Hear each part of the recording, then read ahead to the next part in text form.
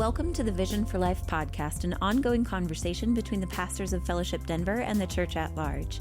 Each week, we talk about life, faith, the Bible, and how to follow Jesus as we go about our daily lives. I'm Autumn, the host of the podcast. Today, Dave, one of our pastors at Fellowship, is joining me along with a special guest, Michael Morgan. Thank you both for being here with me today. We're excited to be on. Yeah, thanks so much for having me. Yes, we are glad that you are here. I'm going to ask you in a moment, Michael, to introduce yourself. Our listeners are familiar with me and Dave. But before we get to that, Dave, can you help us have a jumping in point to today's conversation? Sure. Well, we are having a series of conversations on the relationship between the church and higher education. We've noticed, especially since these sort of broad and dramatic cultural shifts, this trend where Christians, just normal, everyday Christians, regular disciples of Jesus, that they have been in these cultural sort of shifts particularly vulnerable. And their faithfulness to Jesus, their trust in Scripture, and their commitment to God, for many people has been pretty weak, and we've just kind of noticed and observed a lack of deep formation, and for others there who have had deeper formation, there's been consistency and a kind of resiliency in their faith through these shifts. We've noticed this just with sort of regular kind of folks in the pews and among the classic sort of description of the laity. We've also noticed it among Christian leaders, pastors and ministers and leaders of a church. And during these same kind of cultural shifts, we've kind of seen two different responses to it. One, there have been folks who have their lack of formation has become apparent, whether theologically in orthodoxy or in their commitment to God's word or in some other element, and they've kind of crumbled under the shift, and there have been significant sort of changes in beliefs and behaviors and among leaders and with others, those who have just observed were maybe more profoundly formed. There was this resiliency and ability to lead through sort of those shifting times. So the kind of coming on the back end of that cultural shift, and of course we're still in it to some extent, we feel a kind of stewardship to just observing and paying attention to what we have seen and to steward that understanding. And so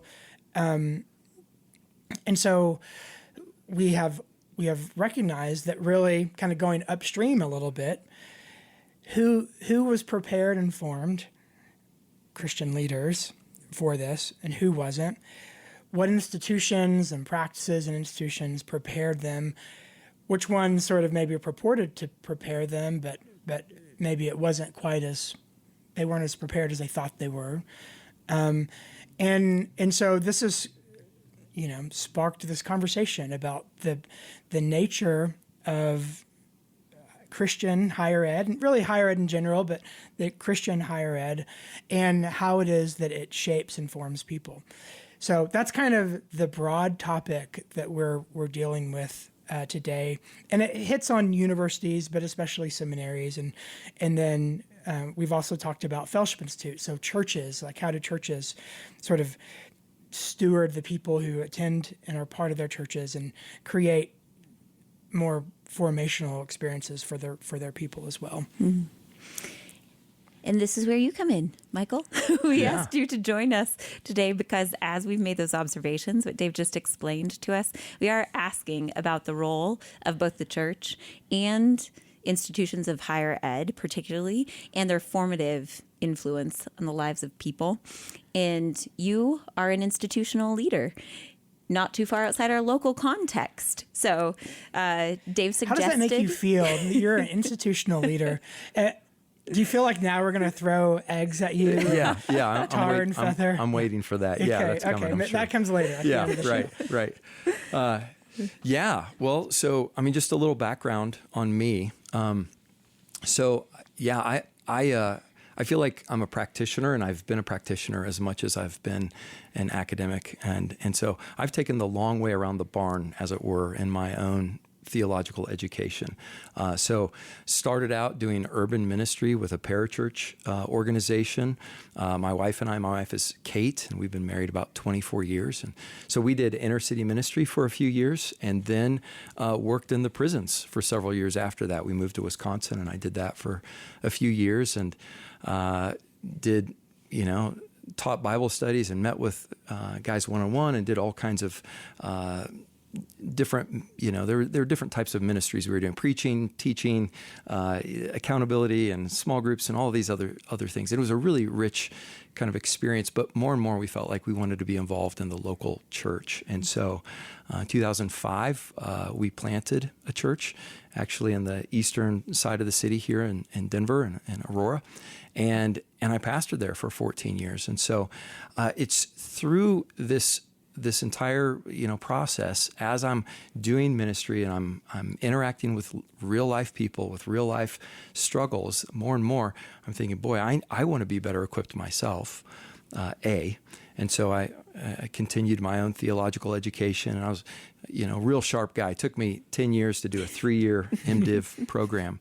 3 different schools. Finally finished that up, and then I did a Doctor of Ministry program at Gordon Conwell, and then finally a PhD. Just recently completed that in the UK, and so it's been through that process. I realized, okay, I want to be better equipped and formed, but also how are we coming alongside other people who want to follow Christ faithfully in their workplace and in their neighborhoods and in their families and so on and so forth, amidst some of these cultural trends that you highlighted a moment ago, Dave. And so it was through that church planting process, another friend of mine, Jay Williams, and I started to brainstorm and think, how are we going to be equipping leaders for the future? And so that there were ideas that were birthed, 15, 17 years ago, that really kind of came to fruition just about 5 years ago. And I'll tell more of that story in a moment. But with the Calvary family of churches kind of commissioning us to lead out on William Tennent School of Theology. But I really consider myself a normal guy, a practitioner who's trying to follow Jesus faithfully and wants to be faithful in equipping others to be able to do the same. As you were asking those questions, Michael, the how are we equipping and training people, shaping them for this sort of ministry, I wonder, what were your points of assessment? How would you characterize kind of the world of higher ed? And then the secondary question is, because somehow you got to the point where you said, there's a hole, there's an institution that maybe we need to start. But if we ask that first question, what, as you were looking at the landscape of Christian education, sort of the current state of Christian higher ed, compelled you down the path that you ended up walking down? Yeah, great questions. So first, I would say the state of Christian higher education's changed substantially since we first started having those conversations 15 years ago. What prompted a lot of that was, how do we equip leaders at the local level without losing them, and do a lot of it in-house, and perhaps these leaders aren't looking for a master's degree or something along these lines. Now, some might be, but how do we come alongside and help train them and raise them up for eldership, deaconship, other roles like that, sending them out as church planters and these sorts of things. But I would say that the state of Christian higher ed has shifted significantly in the last 15 years. And, we've seen this move from the traditional brick and mortar kind of style of education where somebody moves on campus and lives there for the better part of 3 to 4 years or more, in community with others, on site, taking classes from live professors. And we've seen this shift from that to this online alternative. And there are pros and cons, I think, of both. But that's been one substantial shift we've seen. And then in more recent years, I think there's been a change in like degree offerings, for instance. So the Master of Divinity had been the gold standard for a long time in seminary education. And in recent years, we're seeing that that's on the decline, and other degrees are growing. Counseling, particularly, is an area where we see a lot of growth. So Denver Seminary and others have done a lot with their counseling program. But we've also seen a lot of other master's degrees and just a little shorter, a little quicker on-ramp and off-ramp type programs where somebody can get in, get some theological foundations, and then move on to serve in various capacities. But I think we're also seeing a shift in terms of the demographic of who's looking for education and when. Traditionally, with especially mainline denominations, there were particular pipelines that people would go through in order to be able to, be equipped and then be sent out and have a position in a church and serve in some capacity, an official capacity somewhere. But more and more, we're seeing entrepreneurial leadership and people that are sensing God's call, and they're going out and planting churches or replanting churches or going to the mission field, and they haven't gone through said pipelines. And of course, with the growth of the non-denominational and just broadly evangelical churches, we don't have as many of those kinds of structures either. And so, there's a lot of different ways that people are arriving in ministry and then finding after they're in ministry leadership and they're settled in different places, thinking, I would like to be further equipped. And so all of these things are shifting. On top of all of that, Autumn, I would just add that there's a bit of a financial crisis, I think, happening right now in Christian higher ed. And so we're seeing questions around facilities and the way that we've done things in the past. But then that raises other problems and concerns if we move to the entirely online model of theological education. And you can get a lot of really rich material that way. But it's not embodied and it's not enfleshed. And so what problems does that cause? So there's a lot of shifting grounds here. And so when you ask that question, what's the current state? Well, first of all, I would say it's a moving target. And there's a lot of factors that are at play right now when we consider Christian higher education and how that's going and how we're going to come alongside the church and leaders and various ministries to help further equip them and train them for gospel ministry. And then you had a second question as well. Yes. Well, I asked, what were you observing that compelled you down this path? Yeah. So let's just talk about where that path led.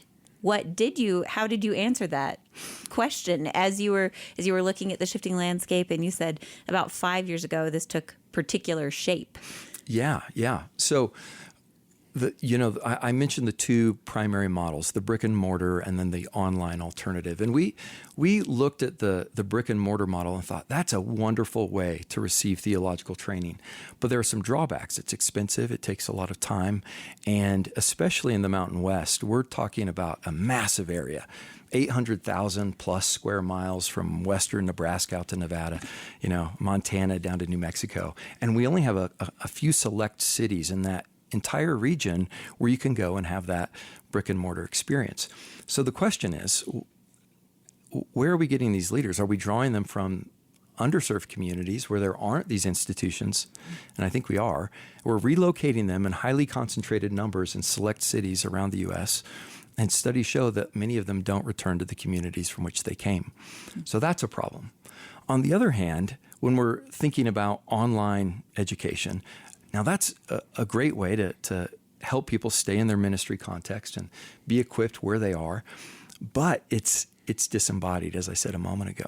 And so we started to ask the question, could there be a third option on the table where we get some of the benefit of the brick and mortar school, where you're on site with live professors, with other students in person, and you're getting instruction in that kind of modality or that delivery system, while also having some of the flexibility that the online option provides. And so what we decided to do was, at Tennent, we've started a low residency, cohort-based delivery system or model of theological education where students, it's a cohort-based model, so students sign up and they begin together in groups of, I don't know, ideally around a dozen students.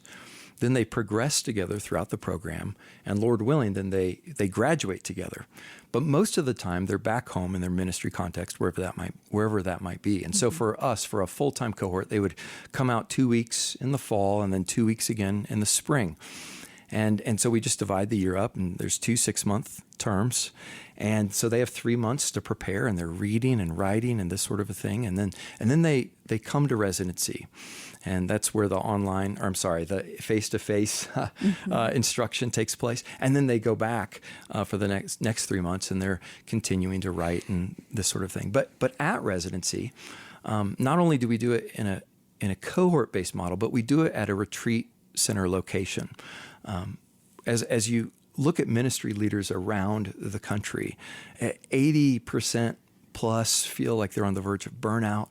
They feel isolated. Many are discouraged. And so we wanted to do this. I mean, we could have just gotten a church basement somewhere and saved some money. But we felt like it was so valuable to pull people out of their current context where there was space to reflect and pray and be in community. And so spiritual formation isn't, I know this might sound a bit cliche, but it's not just a class. It really is a context. And we're trying to press into that so that when students come, they can experience sweet communion with Jesus while they're pulling away. But we also know that ministry is a team sport. And so not only do we do this in a cohort and in a retreat location, but we really encourage students to come out with their entire families. It's not required, but spouses and children are more than welcome to come and attend the residencies because we want them to benefit from the experience. And oftentimes seminary it's a drain on our most precious, relationships. And instead of that, we wanted to create a model that would enrich and encourage and support entire families. And so like for us, we say room and board is an X amount, but if you want to bring your family, they're scholarshiped. So it stays flat to incentivize potential students or current students to bring your families. It's not required, but we want to encourage it if we can. And then finally, our final residency together, we engage in global mission. And so we go overseas together and try to pass along some of the sweet material that we've been swimming in for the last several years. And so that's just a really rich time. And we want to build into our students that theological education is a gift to be stewarded and not something to be hoarded and to pass on kind of a global vision. And I think that's one of the things that, I think the church in the West, we have so much to learn from the global church, prayer, leadership, evangelism, so on and so forth. But I think in the West, we have an embarrassment of riches when it comes to biblical and theological tools. And so that's something that we try to do. So those are the four kind of distinctives of what we're doing: cohort, retreat, family, mission. I want to just mention the retreat part of it because, so Michael, you and I, we go way back. When we first met, I don't know if you know this, Michael, but you know the part I'm about to say, but you don't know what I'm going to say about what I'm going to say. So you and I were both professors at Golden Gate Baptist Theological Seminary. Did I get all those? That's right. Yeah. Rocky Mountain campus. Yep. So brick and mortar seminary here in Denver, an extension of the San Francisco then based Golden Gate Baptist Theological Seminary. Now the name's been changed, and they're in Orange County now, called Gateway Seminary. Yeah. Nevertheless, my first job after getting my PhD was teaching New Testament at that seminary, and you were teaching there as well. You were teaching church history. We taught in the same classroom, but I always taught after you. So our students would sometimes mingle, and I was introduced to you as Michael Morgan being my favorite professor. And I always tried not to take that personally, But why are all of my students saying that their favorite professor is this other guy named Michael Morgan? So I was, tongue in cheek, but that is actually the first thing I remember about you is people saying you were their favorite professor. Now, we became friends, and then pretty early on in the Tennent School of Theology journey, you and I had a conversation, and you invited me to teach New Testament. And I can tell you, I've now experienced this retreat model multiple times. Yeah. So whereas a professor, I come in and I stay a week.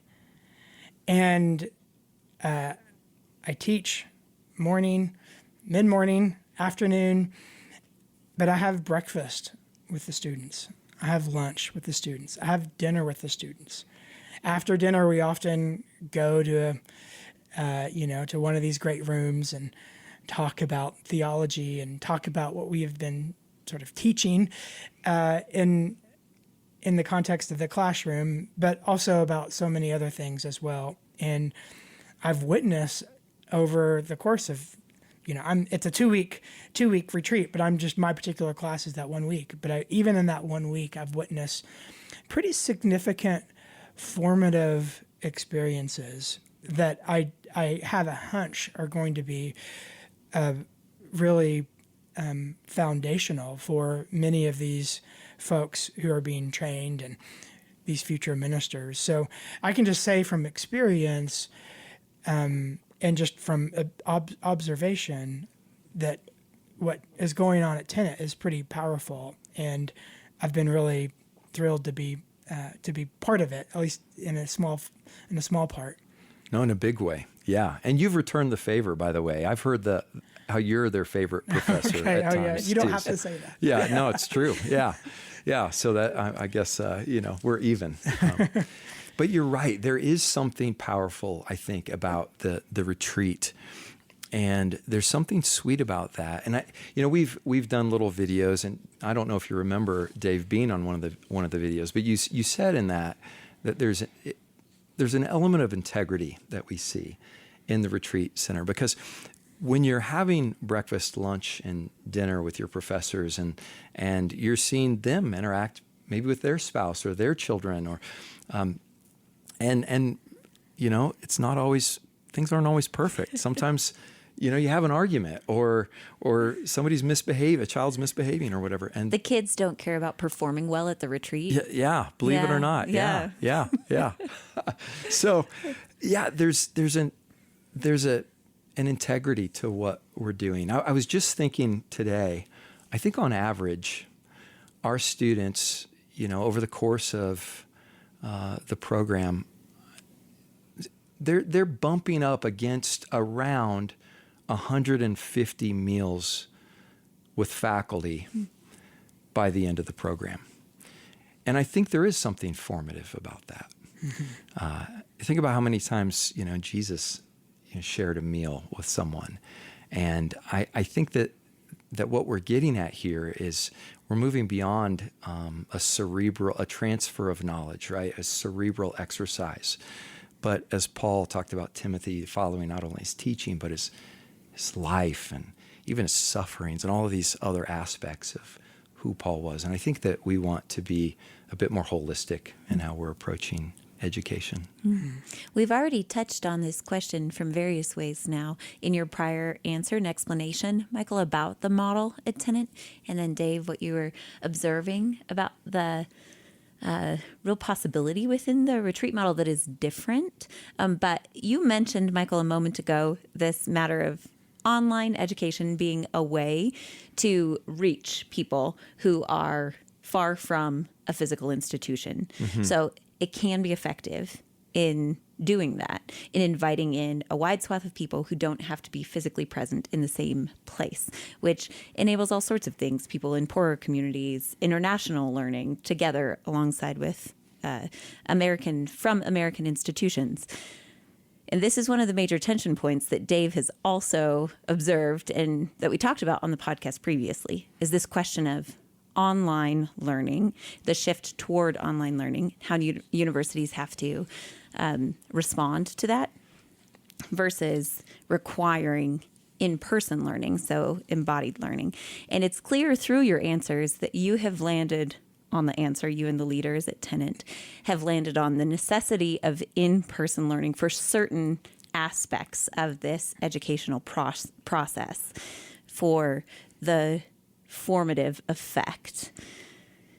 So what in that, because you also acknowledge there are pros and cons to both, what is it that compels you towards this, towards answering it in this way, that there is a necessity of in-person embodied presence for a part of what you're hoping to do through the program at Tennent? Yeah, that's such a great question. And there are tension points here, right? So I don't want to act as though there's no tension, or that you're not giving up something to gain something else. But I will say this. I think there are theological underpinnings for why we're doing what we're doing and why we think it's so valuable to have this embodied aspect. I mean, if when we're talking about education, the sum total of what we mean by that is a transfer of information, then that can happen in a lot of different modalities and a lot of different venues. But if our understanding of education is more robust than that, if it includes formation in any way, so in terms of character, values, skill, and so on, and so if there's a formative aspect to education, then we do have to ask the question, can we be, well, does formation include being known? Is there something about being formed that requires relationship? And I think there is an aspect, at least, of formation that requires being known, that requires being in community. And so that's something that we've tried to live out while also providing some flexibility. And I think we see, in the ministry of Jesus, the life of Christ, incarnation. And so I think that there are theological underpinnings, and I wonder sometimes if we're selling ourselves short by not keeping that as a priority, by going entirely online. And I wonder if we're not thinking creatively enough about how people are formed and how people are shaped when we go all in with online education. And again, you can learn some wonderful material, but there's some things I think you just can't get in an online course. So if someone comes into class and they're clearly, carrying a heavy weight, you can't put your hand on somebody's shoulder in an online forum and say, Sister, are you really doing okay? Are you hanging in there? Can we pray for you? There's not the time to peel away and to have a longer conversation. I remember at one of our very first residencies, I think you were there, Dave. We had a student that was dealing with a difficult ministry situation, and the two of us were able to go on a walk on the grounds. He was late for his next class, which I don't like to encourage, but maybe it was your class, Dave. I'm pretty sure it was mine. It probably was, yeah. But the two of us went on a walk together, and he just kind of shared his journey and where he was at. And we sat down at a picnic table together, and I just began to pray for him, and he just wept. Well, that kind of formative experience doesn't happen in an online chat room. And so I think that there's value there that I'm just loath to part with, because it's so valuable to see people's lives being not just their mind being formed, but their lives being transformed through an embodied and fleshed formational experience where they're learning not only great information and gaining great knowledge about various biblical and theological topics, but also they're being formed. They're beginning to love the same things that their professors love. One of the highlights of having Dave out, every time he teaches through the Gospel of Luke, he cries when he gets to the prodigal son, the story of the prodigal son. Well, that needs to happen. And our students need to see that. They need to experience that. because we want to form leaders. We want to develop shepherd leaders by shepherd teachers. That's our vision. And they won't gain that shepherd's heart without being in the room with a guy who bleeds that. And Dave bleeds that, and that's why we love him. That's why we keep having him out over and over. And so I wouldn't trade that for anything. It sounds like, Michael, what you're describing is more than knowledge transfer. That's a part of it. You used that term earlier, but there really is a sort of sharing in life that is a life transfer. Another example that sprang to mind when you were talking about Dave. Also, I've worked alongside Dave for a long time now. He's one of my pastors. He's a friend. And then Dave and I co-lead a class here too. So I love those moments also. I could picture perfectly what you were talking about when you were talking about Dave teaching the story of the prodigal son and tearing up. Another thing that came to mind is that Dave often talks about how he reads a chapter in Proverbs every day.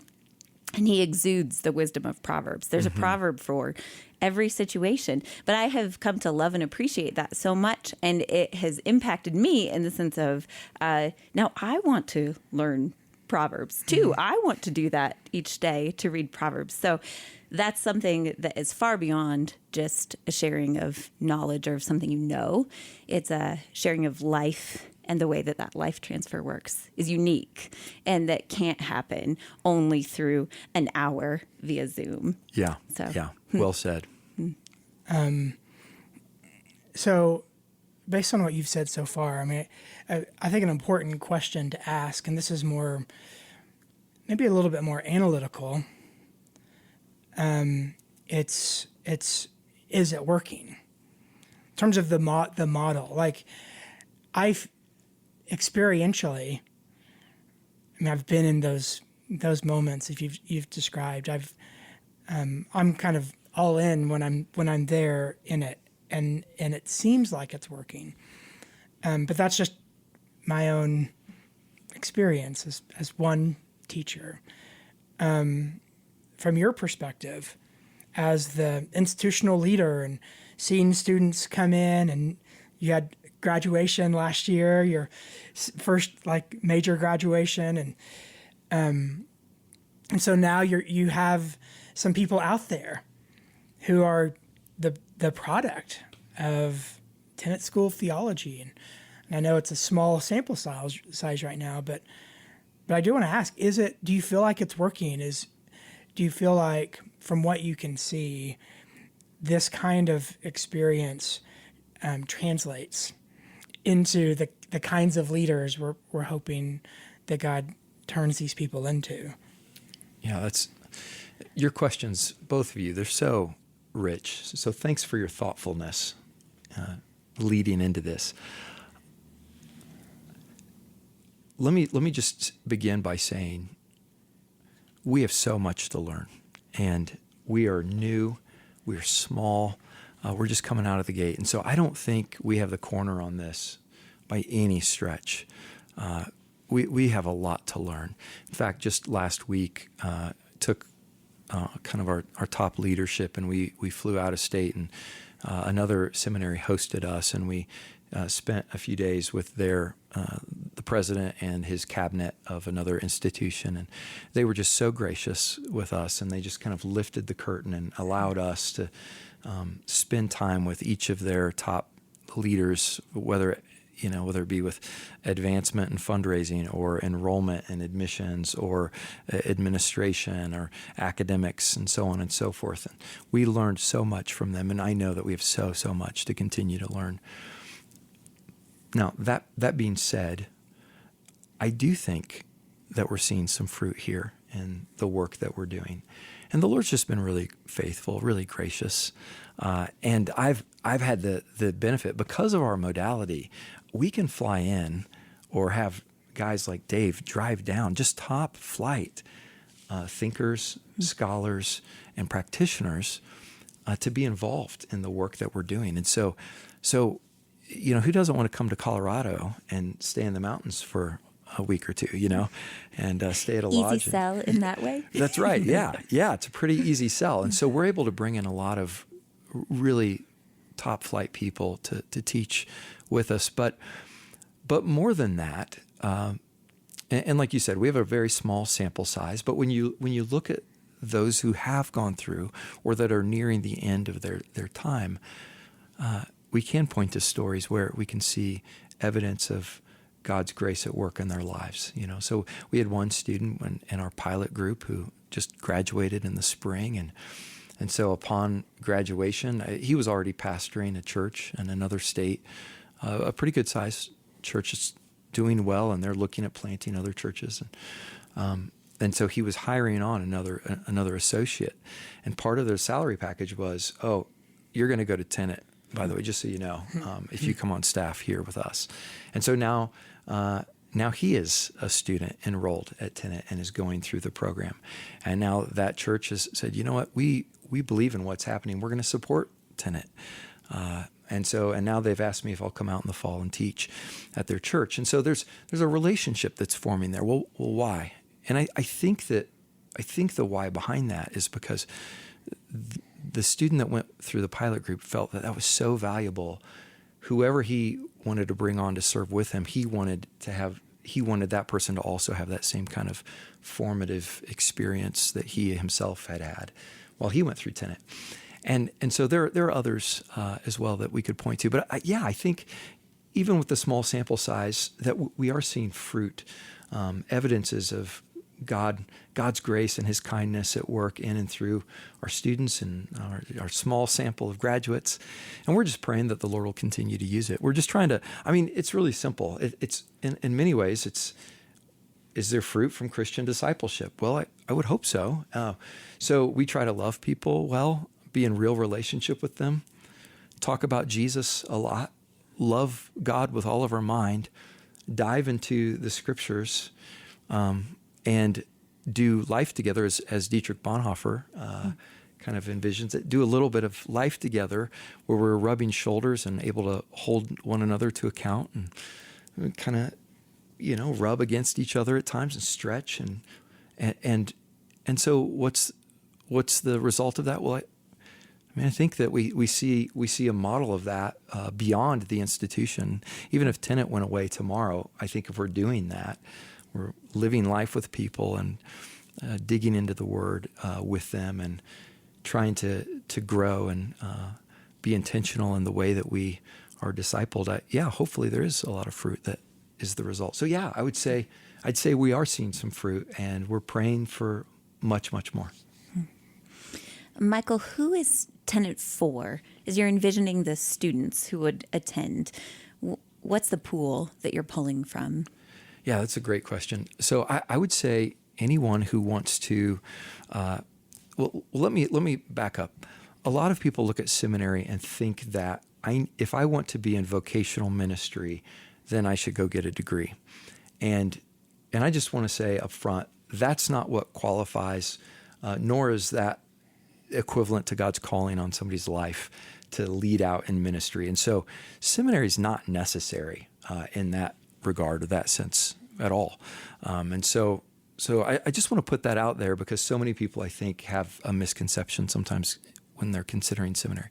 But who is it for? I would say anyone who wants to learn in community with other people, and when done well, I think there are some built-in there's some built-in accountability and relationship where people can go through a curated list of material that they might not otherwise had even known existed under the leadership of hopefully a more seasoned mentor who's already worked through said material and is providing a context for them to be able to grow together. And so that could be, who's it for? That could be somebody who's, a businessman and has some time that they can take off and they're wanting to lead out as a deacon in their church and they want some more biblical and theological foundations.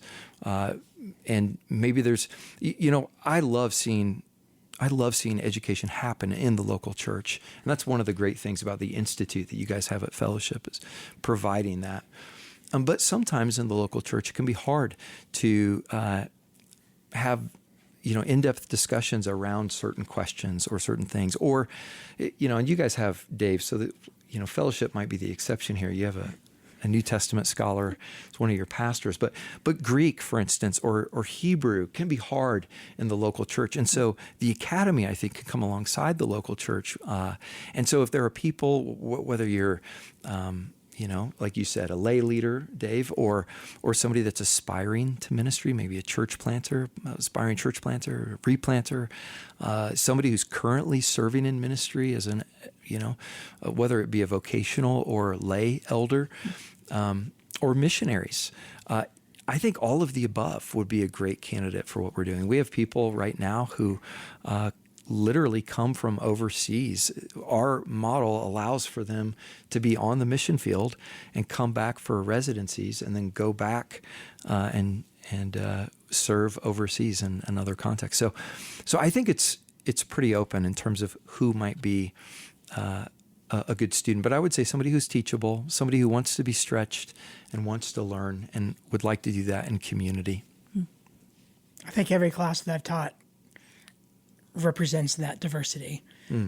A little bit of everything within that description. So I think that's really true. If that's who you're looking for, those are the students I can remember. In these classes. I really love, Michael, and can envision what you're describing about the particular model that Tennent has decided to utilize as it being accessible.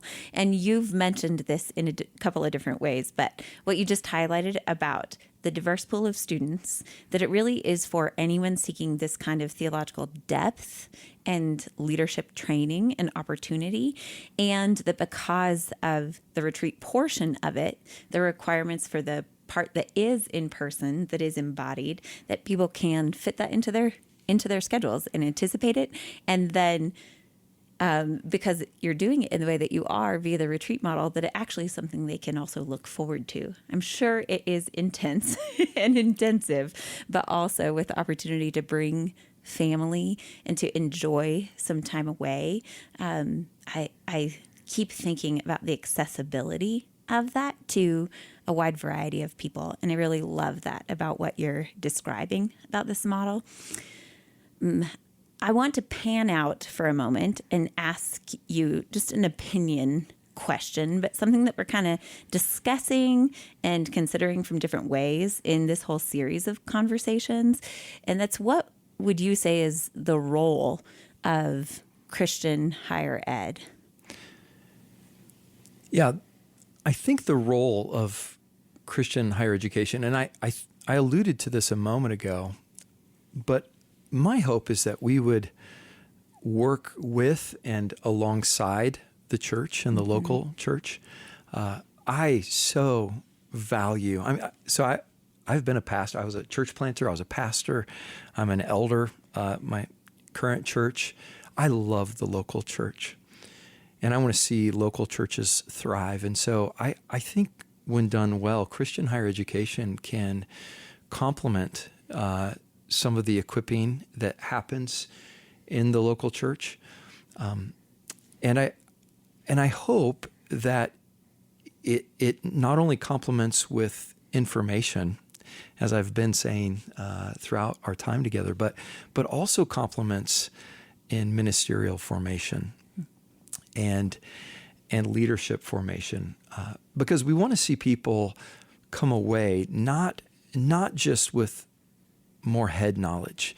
And this is one of the things I think that seminary, sometimes people have, they're hesitant around sending off their people to seminary because students will come back with huge heads, and they can be arrogant and look down their nose at other people that might not have the same theological education. And instead of leveraging what they've been taught as a way to build people up, they've used it to make people feel small.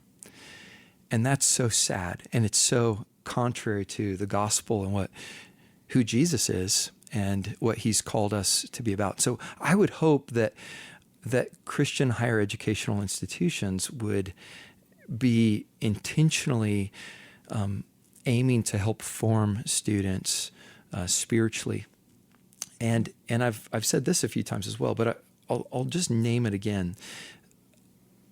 That we want to see students grow in character. So they don't just know a lot of information, but they are people of integrity, people of humility, people that walk in, they keep in step with the Spirit. They're godly. We want to see students grow not only in character, but also in what they value, what they love. Jonathan Edwards talked about the affections of the heart, and we basically do what, when he speaks of affections, what do you want to do? You're going to do that. And we want to foster in our students certain desires, certain values, certain loves, that they would love other people, that they would love the local church, they would love the word and love to serve and love the people whom they serve, right? And then not just in those two areas, but also in skill as well. We want to see students grow in their ability to exegete the word and do sound exegesis and use sound hermeneutical principles. And if they're going to teach, be able to exposit the word faithfully for the people of God, And so there are skills, and there are many other skills besides the ones I just named. But how do you engage with those that maybe don't see the world as you do and don't come from the same perspective as you do? And we want to help them grow in the skill of how they engage with others, all kinds of things. So yes, we want to see a growth in knowledge, but we want to see it in all of these other areas as well. And so I would say that's as robust of a vision of what education can mean. That's what I would like to see higher educational, Christian higher ed, to be engaged in and to be doing. I love that you said that your vision of seminary, Christian higher ed, is always in support of the local church. Your perspective is really perspective as a pastor, and even that you said earlier that if someone is called into ministry, seminary or higher education isn't necessary for that to pursue that necessarily. That's right. When you were saying that, in my mind, I was like, man, Michael needs to work on this pitch for a seminary. You need to. He's just telling people to come to Colorado, yeah, Dave. Exactly. But I agree with what you're saying, and I suppose I agree with it to a sense. I think I'm now more convinced than ever that a formational experience that can happen at an institution that does all the things that you've been talking about, that I see that as more and more necessary, not less. Mm-hmm. And to me, it's interesting that the trends of seminary and even enrollments and all this stuff that's going down, as I look at it, and I know Autumn feels the same way, I feel like the need for this sort of formation has never been higher, and more people who maybe haven't thought of seminary or Christian higher ed maybe should consider it, because it's really necessary.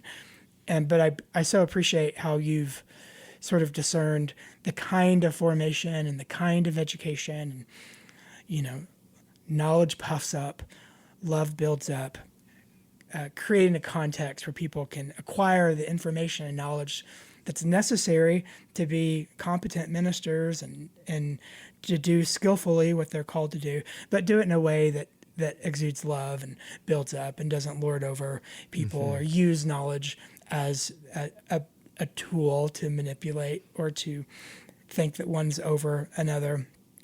I really love how you describe the kind of education that is necessary. But to have that education, I think, is necessary now more than ever. Yeah, I don't disagree with you, Dave. I guess I'm thinking of the Charles Spurgeons and the Martin Lloyd Joneses, throughout history that haven't had formal theological education. I would say they have been so formed by institutional sort of norms of their day, even as Englishmen, and the kinds of education they got in middle school, what we'd call middle school and high school, is almost equivalent to the kind of virtue formation that we're talking about. Right. Yeah. Yeah. No, well said. Well said. I rescind my earlier comment. Okay, good. We would publish this podcast either way, even if you didn't, Michael. You don't have to rescind. You don't have to rescind anything. Yeah. No, you don't have to rescind anything. That what you described though aligns with some of the themes that Dave and I have been discussing, both on the podcast and off the podcast. That one of the contested questions within the world of higher ed, both in the secular university and in Christian higher ed, about the role and the proper purpose of higher education, is people are asking, is this strictly for development in knowledge and skill? So development into a particular kind of worker who has the necessary knowledge to get said job and fulfill that job. That's one theme within higher ed. Another is that, no, it's actually for the installation of virtue, forming someone into a civic participant. And then a third says, no, it's actually for the purpose of identity discovery and self-actualization. And those are sort of at war in a lot of higher education. And so your description of, we really see this as a necessary formative experience, both in development of knowledge and in the installation of a particular sort of virtue and character that is sourced deeply in Scripture, and the formation of people into individuals who love and pursue what Scripture orients us towards, who love and pursue God as an end in himself. And that bleeds into the way that they then go out into their communities as workers, as church participants, as parents, as leaders. That resonates deeply with me, and I think that we are aligned. Yes, we are. On that. So I'm just excited hearing you describe that. You mentioned, I'm going to wrap us back to one thing that you mentioned early in the podcast, and then we'll conclude here. But you mentioned something of kind of a pipeline, and then I had asked you at the beginning of this episode to give us your sense of the landscape of higher ed right now. And so where do you see Tennent is fitting into that kind of landscape? Where does Tennent fit into the institutional landscape of the American church and higher education? Yeah, I mean, in all honesty, Tennent's a very small player on the scene. And so we're very, very small in the grand scheme of what's happening. And I praise God for his kindness and the various institutions that are out there and what they've done historically and what they're continuing to do and how they're adapting in various ways. And those that have, just been so faithful over the years to the teaching of Scripture. And so Tennent, I would say where we fit is we're a rather small, minor player where, that hopefully is reminding some of the larger players out there, let's not lose our moorings around some of these fundamental aspects of formation that embodied, enfleshed, incarnational ministry is something that we need to be really hesitant to jettison. And I hope that we can do that in friendship and in love and in grace with others, not in a way where we think we don't have a corner on the market. Well, we certainly don't have it figured out, but we do think that that's incredibly important and significant. And it's been neat as we've had conversations with a number of other schools. I've had conversations with leaders and faculty at different places where they've said, I love what you're doing here. I wish we could do that. And because of various factors, it's hard to give an entire overhaul to the delivery system of their theological education. But I hope that we can serve as a reminder that even in this attempt to adapt and change the delivery system, given the cultural context and the shifting demographics of how people are approaching seminary and so on and so forth, I hope that we can provide one creative model where we're saying, let's be flexible, but let's not give up this formational and relational aspect of what it is that we're trying to do. Well, I'm so glad that you were able to spend some time with us today and to tell us about your work at Tennent and share this vision with us. Dave, thanks for joining us on the in this conversation. And really, you're the reason Michael is here, because you said, hey, who we should have on? We should have on my friend, this guy named Michael Morgan. So, well, Michael, I'm so glad that you made it and that you're here on the show and that you're able to share some of the vision for Tennent. I personally can't wait until my week comes up and I get to travel down and spend my week with. We with feel the students. same way. We feel the same way. Thank you so much for having me. It's a joy to get to be here. Michael, if someone listening wants to find out some more information about Tennent School of Theology, how would they go about that? Yeah, you can hop on our website. It's williamtennent.org, and everyone spells Tennent wrong. William, as you would think, and then Tennent, TENNENT.org. Well, thank you. To those of you listening, if you have questions about what we discussed on the podcast today, suggestions about what you'd like to hear us discuss in the future, you can send all of that anytime to podcast@fellowshipdenver.org. Thanks for joining us on the Vision for Life podcast. Special thanks to Adam Englund for our theme music, to Jesse Cowan, our producer, and to Judd Connell, who provides transcription for these episodes.